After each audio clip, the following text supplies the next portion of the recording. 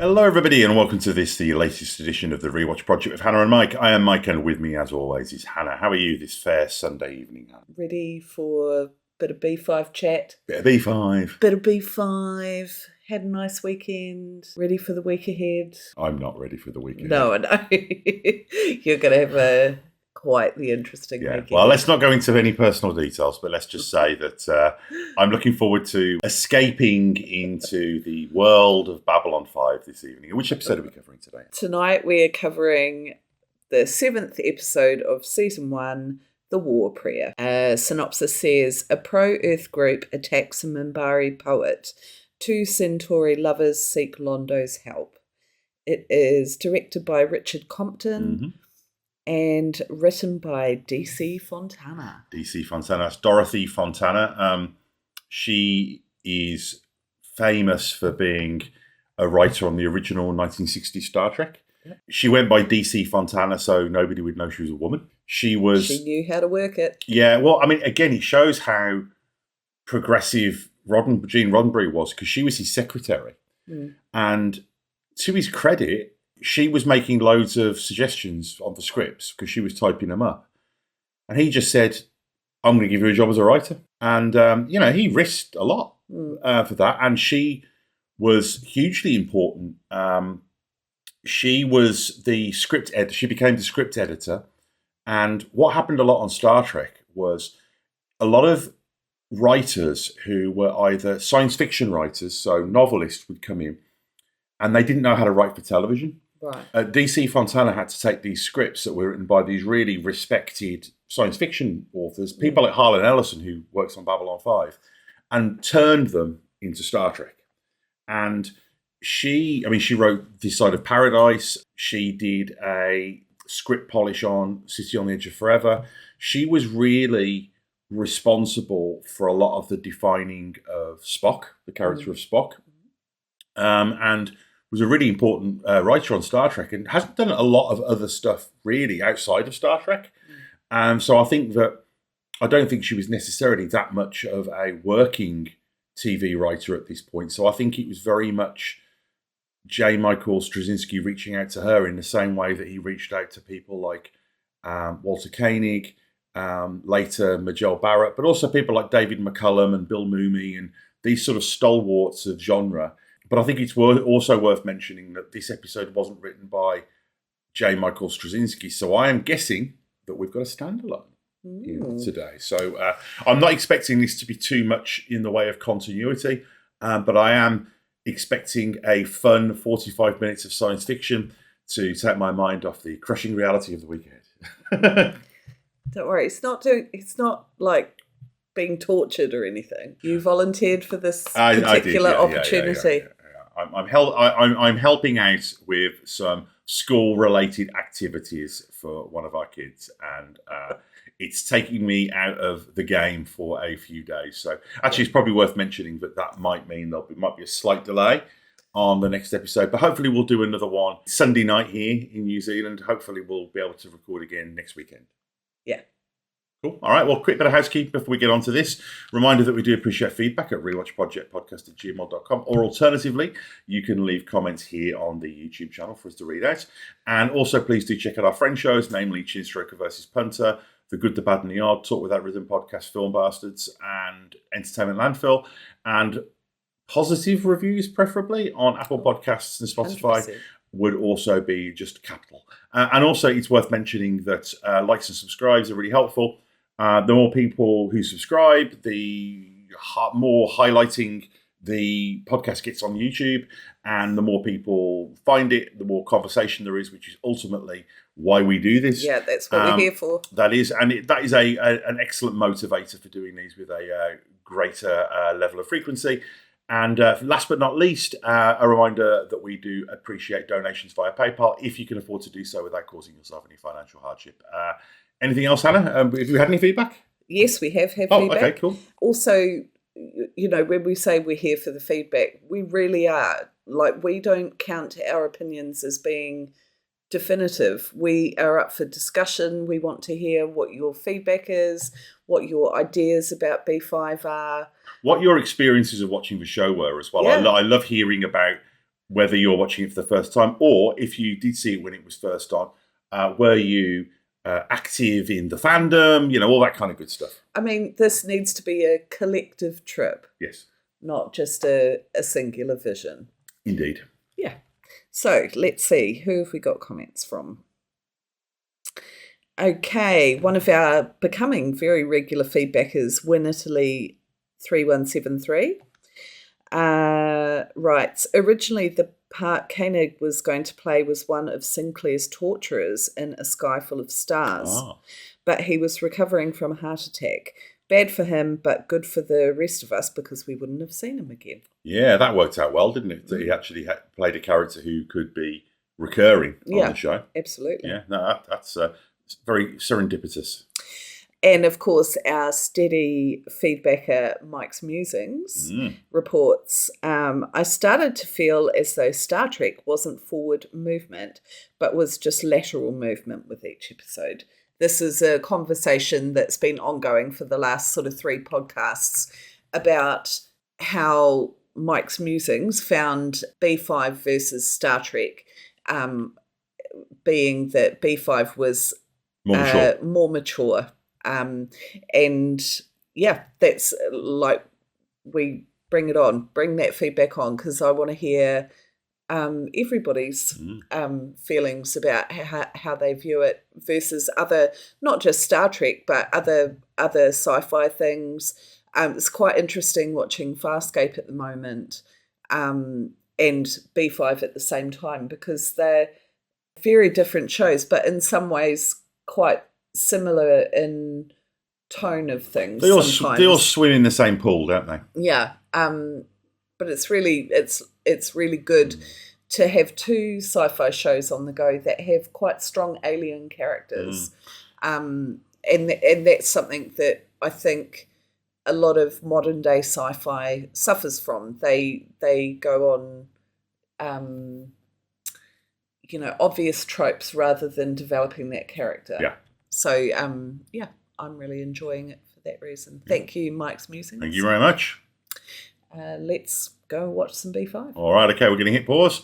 We will be back in around 45 minutes of our time, but probably about 30 seconds of yours, and we will have a initially non-spoiler conversation about this episode, and then if there is any spoilery stuff or anything that we want to comment on that refers to any episodes after this, we'll do a spoiler section, although I do think we may not on this one, because I think this is pretty standalone. I can't really remember it too much. Yeah, this is, I think, I seem to recall that this is a very season 1 kind of just adventure of the week. Hey, this is a new show. Let's get people used to, the terminology and the technology and, the fact that our communicators are on our hands, not on our chests. All that kind of world building stuff. I always wonder how they stick it to your hand.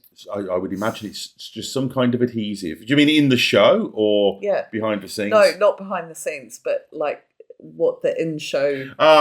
Some space tech that hasn't been invented yet, probably. Yeah. I would imagine, but like space Velcro or something, I don't know. Although Velcro comes from space anyway. Space Velcro, I love it. So, all right, we'll be back very shortly to tell you what we thought of this episode.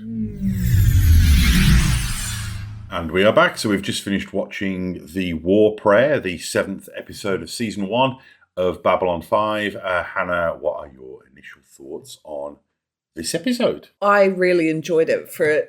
It was standalone, and I don't really think we need a huge spoiler section or anything like that. But it was definitely within.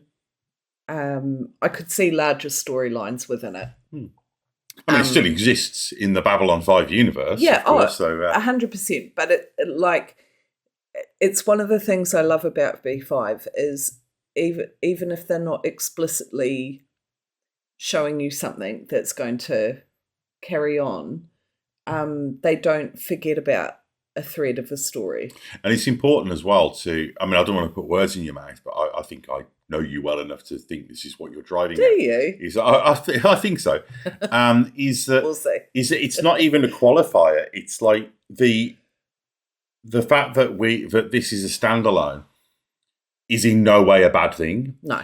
There are some TV shows where it's like, oh, it's a standalone again, or oh, it's not taking the storyline forward. And I think the thing with Babylon 5 is that it's still early enough in the show that if you've never watched the show before, you might not even be aware that there are story arcs, really beyond. Because I think when a show's new to you, it's hard to know what's world building and what's actually narrative. And I think that when we say, okay, yeah, this was a standalone, that's not a. I mean, there are good standalones and there are bad standalones, and there are good story arc episodes and bad story arc episodes. It's not a comment on quality, I guess. You think about TV shows where you might be enjoying it, but then like about 3 or 4 episodes of a run, you get in and you think, I wonder if they've remembered that so-and-so needed to do so-and-so, and then they come back to it. Whereas that's not the case with B5. I think they try and just keep it in there all the time. But yeah, I really enjoyed this episode, and I thought it was, again, a great episode for character development as well, especially Londo. Yeah. But also to get to know Ivanova a bit more. She's quite a hard character to get under her skin. So a little bit of information from her point of view is always Well, she's good. a bit like, and it's funny as well because, of course... Seeing her with her 80s-tastic diamantid extravaganza. It's funny because the thing about Ivanova is that, and of course they were, contemporaneous with each other. She's a little bit like Scully in the way that they're both quite, on the surface... Quite buttoned up. Emotionally... shut off, buttoned up. But I think that's an oversimplification of the character. And, we said in, I think, the last episode or a recent episode that one of the key thematic elements of Babylon 5 is it's not even that people aren't what they seem. It's just that there's more to people than you might think. Yeah. Yeah. Everyone's an onion. Yeah. What did you think? Yeah, I really enjoyed this. I think this was just a very straight up, enjoyable episode.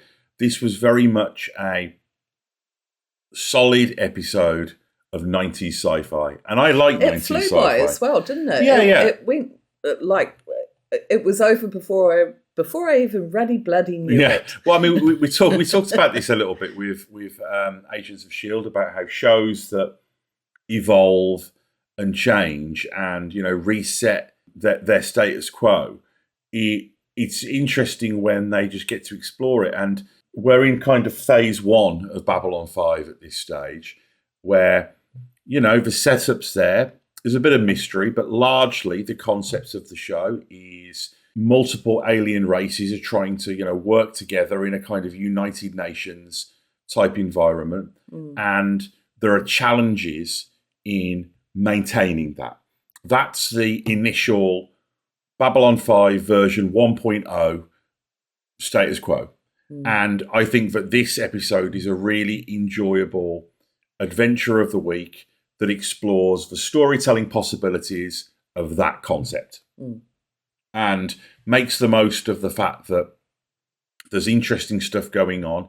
And also I think that although it feels very Star Trek in the way that you've got the A and the B plot, and the tone of it feels very, very Star Trek, very 90s sci-fi, you've still got at the centre of it the fundamental differences between Babylon 5 and Star Trek, which is that humans are still shit. Can be.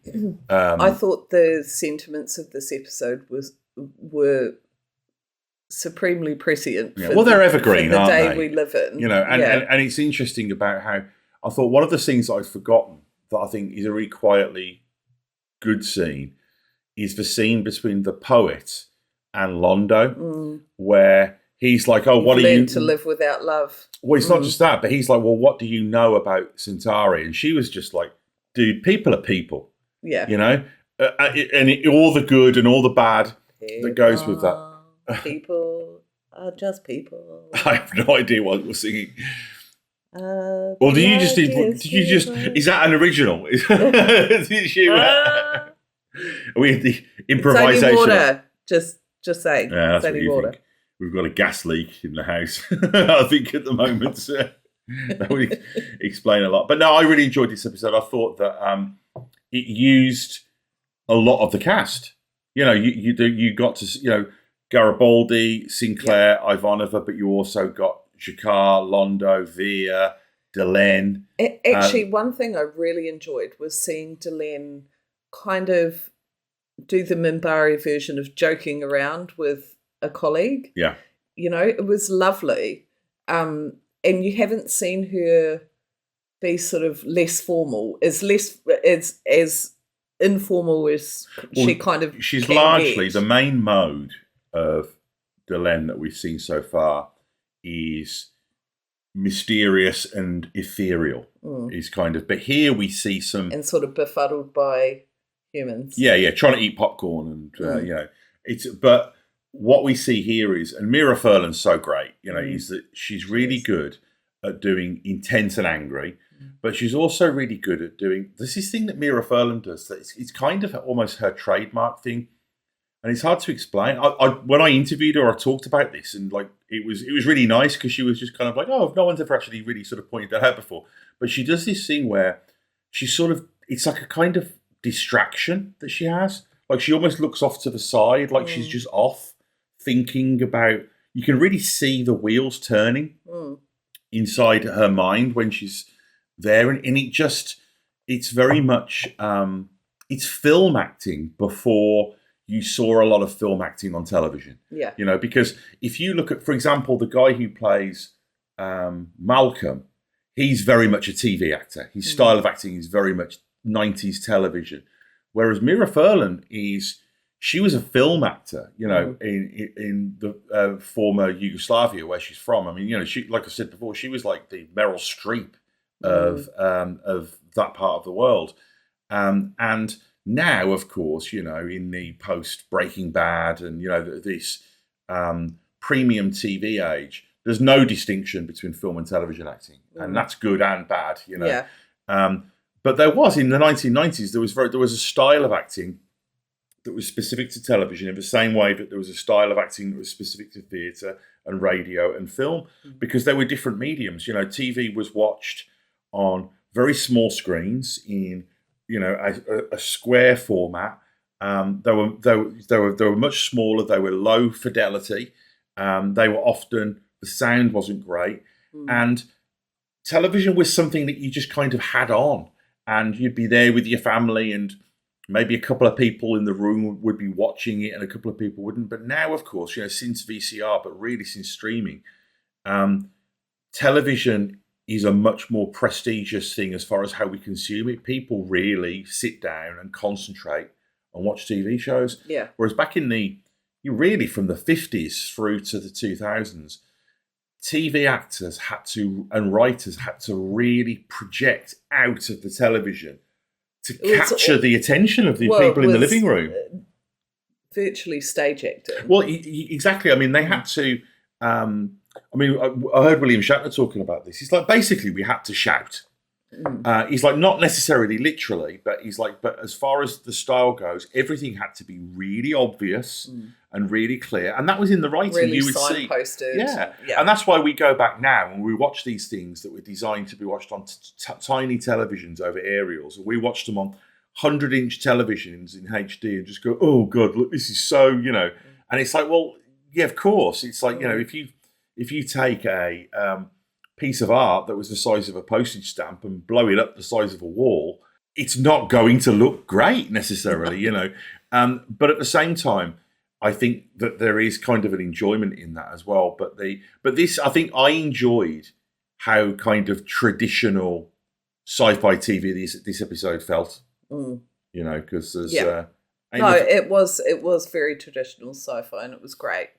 But also, it goes back to what you said, Hannah, before about shows like Star Trek, where sometimes it's for smaller episodes that build these characters. So when you do get these big kind of epochal episodes where stuff changes, it's informed by all of that time that you've spent, the hangout factor that you get with the characters in episodes like this one. Yeah, 100%. I mean, you know, you can't come away from this episode and not be more endeared to Londo for giving two young Centauri citizens a chance with love. Yeah, and even like Jakar as well. Like, although Jakar, like, you know, he's stirring the shit, with the aliens and stuff like that.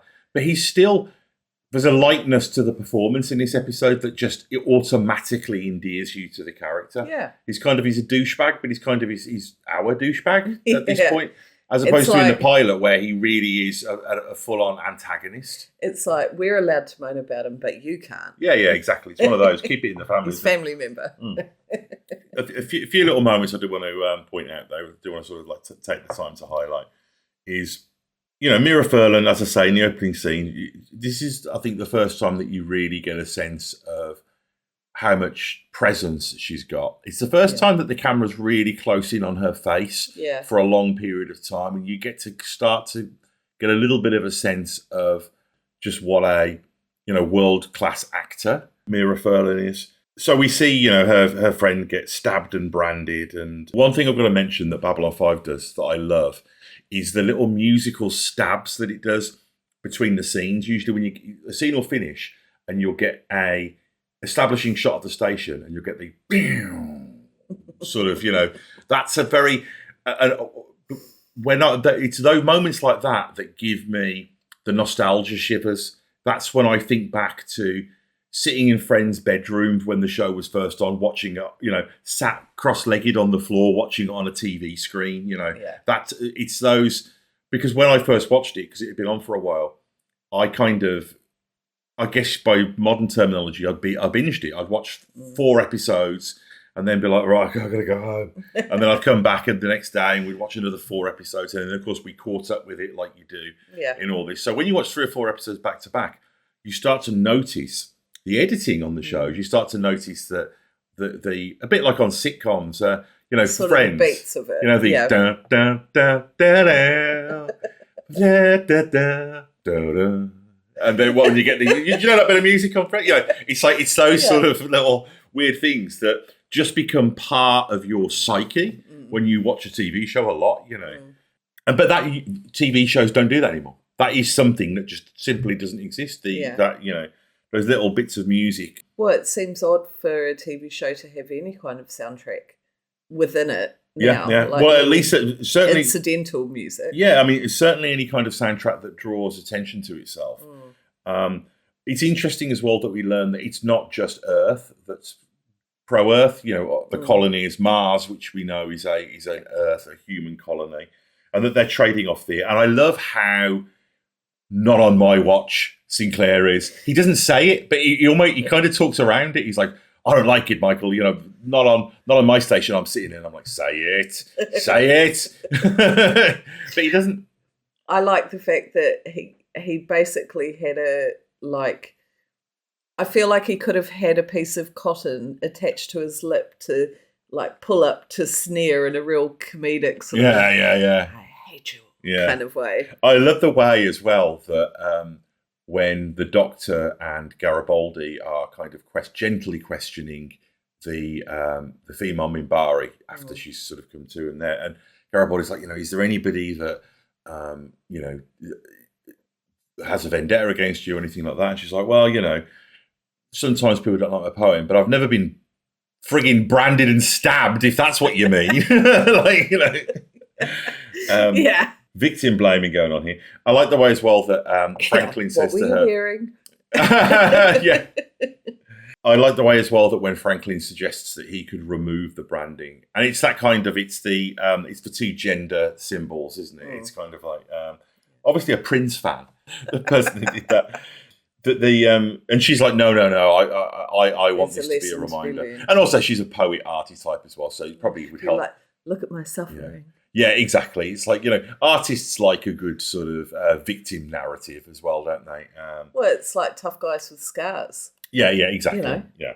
I love the way as well that Star Trek does this as well. The guy who plays Ivanova's ex is such a type.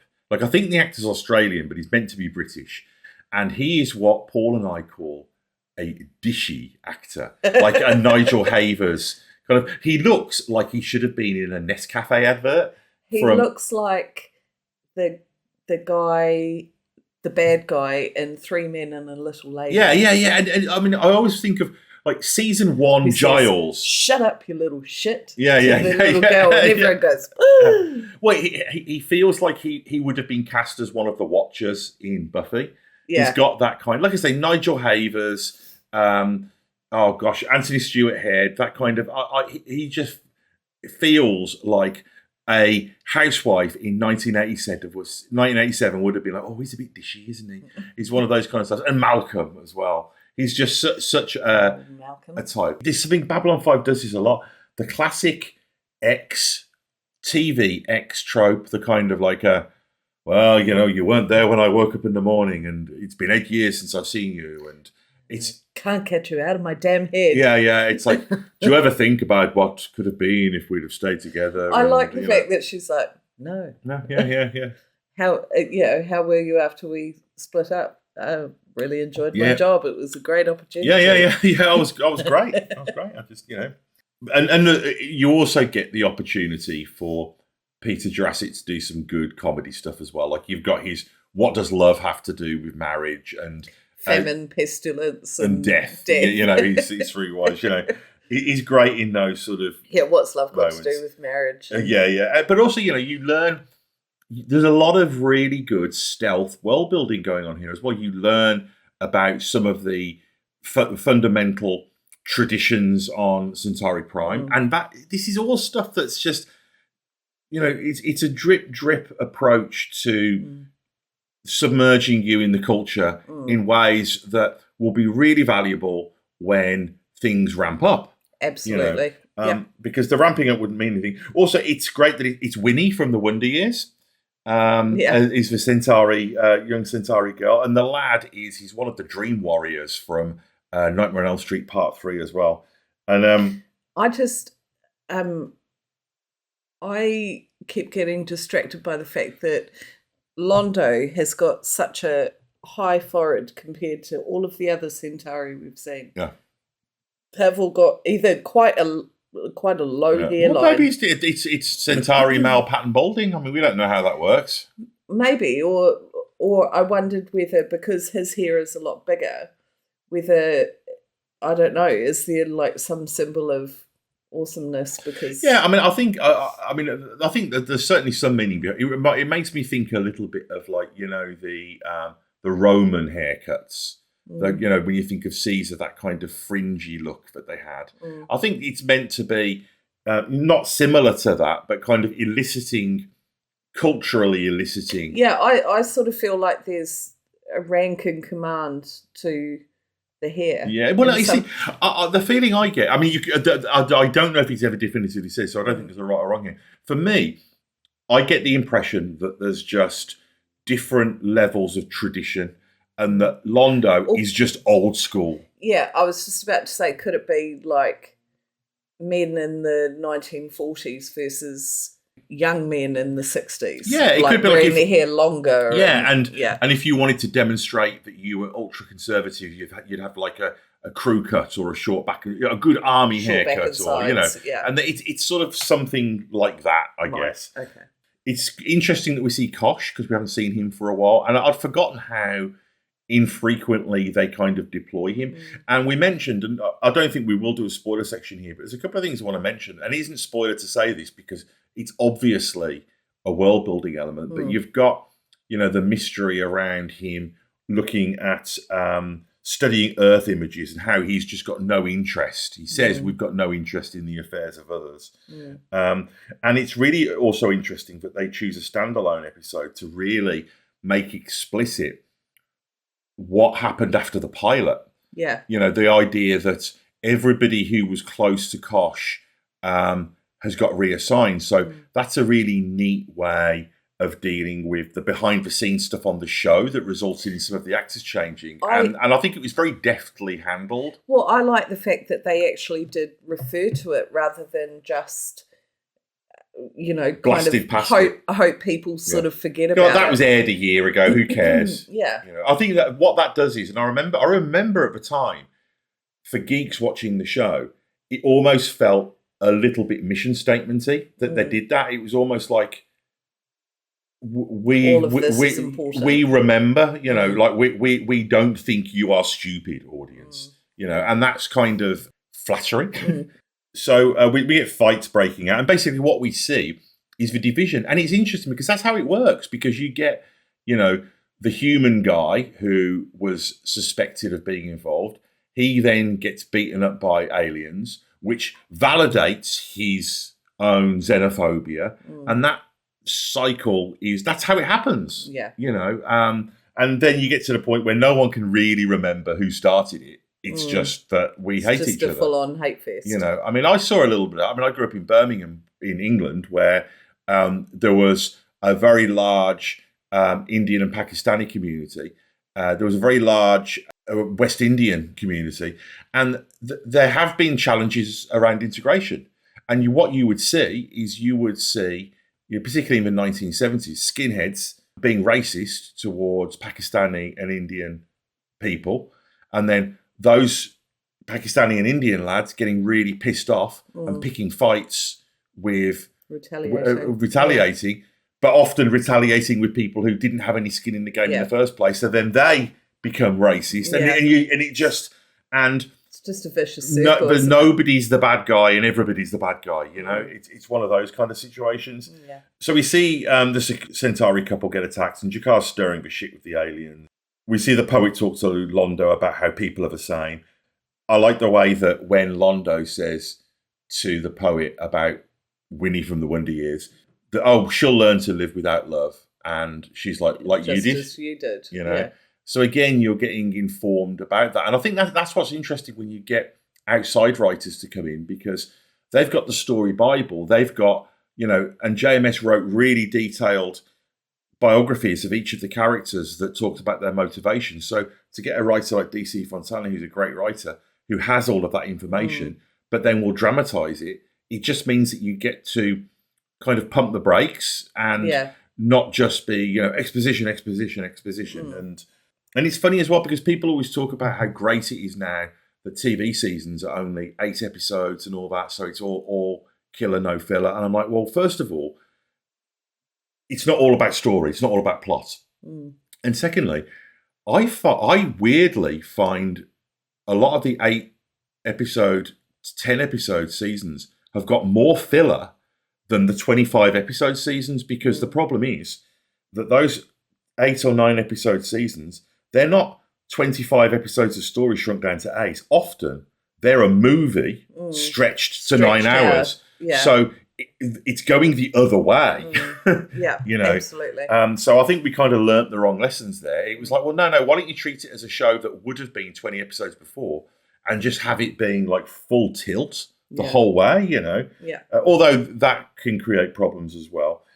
I like the fact that from the poet's comment that incites Londo to go and ruminate on kind of what he's advised to these kids and realise that actually, maybe he's overlooked the fact that he comes from a line of men who have been really unhappy. And he is obviously one of them as well. And that you see that in the real world, where you get a lot of boomers and Gen X people going, Gen Zs and millennials, they're so weak. We didn't have that. We had to do this. We had it shit. We had it. And part of me is thinking, well, okay, so are you just saying we had it shit, so they should as well? Shouldn't you be better than that and say, we had it shit, let's try and make it so they don't have to? And also we saw a little bit of that with the whole Adira storyline earlier on as well. So we've seen, there's been a couple of times now where we're seeing Londo's steadfastness challenged, so it's going to be interesting to see where that goes. One thing that I think you have to kind of hand wave a little bit, because of the nature of 90s television, particularly with standalones, is how quickly Ivanova's guy just goes along with things. That's something where you just have to go, they had 45 minutes, they had to do it, because he just buys into it really quickly and just starts spilling the beans to the commander of the station, And I think that's a 90s thing as well, is the fact that, I mean, because he's the lead actor, he has to be involved in the storyline, whereas the reality is it would have made more sense for it to have been one of Garibaldi's security guys or something. But if that had been a show like Agents of S.H.I.E.L.D., which we love, there would have been a season to get infiltrate, Yeah. and maybe a third of a season. With Agents of S.H.I.E.L.D., it would have been about 3 episodes. It would have been a third of a season for the resolution of it. Yeah. Like they did, like the Ghost Rider storyline wasn't a whole season; it was part of one. Yeah. But yeah, you do have to. And again, it goes back to the whole kind of like Love Boat thing that I was talking about last week. The whole the whole guest actors coming in, having their story, and then being off at the end of the episode. Being waved off to Puerto Vallarta. Yeah, that's just how TV was, you know. And I like the way as well when Londo's talking about, the shoes being too tight, sort of dancing metaphor, and Veer's like, I don't understand, and he's like, good. It's good that you don't as well. Yeah, as it should be. So Ivan Oliver's ex goes evil really quickly. And he wants to have a loyalty test. And I like the way as well that, and I think that Claudia Christian's a little bit like Mira Furlan and Gillian Anderson in the way that they're really good at quickly selling stuff to an audience. Like when he's like, I thought I knew you. And she's like, well, I never knew you. Yeah. And she says it with just such humanity that you actually do buy it. Because I was watching it thinking, well, if they were a couple and he was psychotically xenophobic, wouldn't that have like manifested itself a little bit, But you don't know how long we're together, and also they address it. Yeah, absolutely. And I think that an actor like, because I mean, again, if you look at Gillian Anderson, she had to sell some pretty crazy shit on that show, and being able to do that is an incredible skill. Yeah, and it's really easy to take that for granted. Absolutely. And I also, one of the other things that makes the standalones of Babylon 5 feel really different is just how suddenly they finish. Because it did feel really quick. And normally on Babylon 5, you get the kind of Return of the King 3 or 4 endings thing. But on this one, it's like... and we're done. Yeah, roll credits. Yeah, I guess that's that then, isn't it, guys? We'll see you next week. So, and we've solved Earth dominance. Yeah, it's all good. All right, anything else, Helen, before we wrap up? No, that's it from me. I thought it was a great episode, and I'm looking forward to the next one. Yeah, me too. That was very entertaining. Shall I get the details up of said next episode? Okay. The next episode, number 8, is called And the Sky Full of Stars. Synopsis says Sinclair is kidnapped by 2 men who want to know what happened to him when he disappeared in the final battle of the Earth-Minbari War, something that even Sinclair does not know. Oh, this sounds like a juicy episode. I'd say it's a juicy one. It is directed by Janet Greek and written by JMS. Right, okay, yes, I think this is going to be one of those. Okay, so a quick reminder that we appreciate feedback at rewatchprojectpodcast@gmail.com, or alternatively, you can leave comments right here on the channel. Also, do check out the other shows that we are buddies with, including Chinstraker vs. Punter, The Good, the Bad, and the Odd, Talk Without Rhythm podcast, Film Bastards, and Entertainment Landfill. And also, likes and subscribes and positive reviews on Apple Podcasts and Spotify, very much appreciated, as are donations via PayPal, if you're able to do so without causing yourself any financial hardship, because we certainly that. But that's just for now, and we will be back with you very soon. Goodbye. Take care.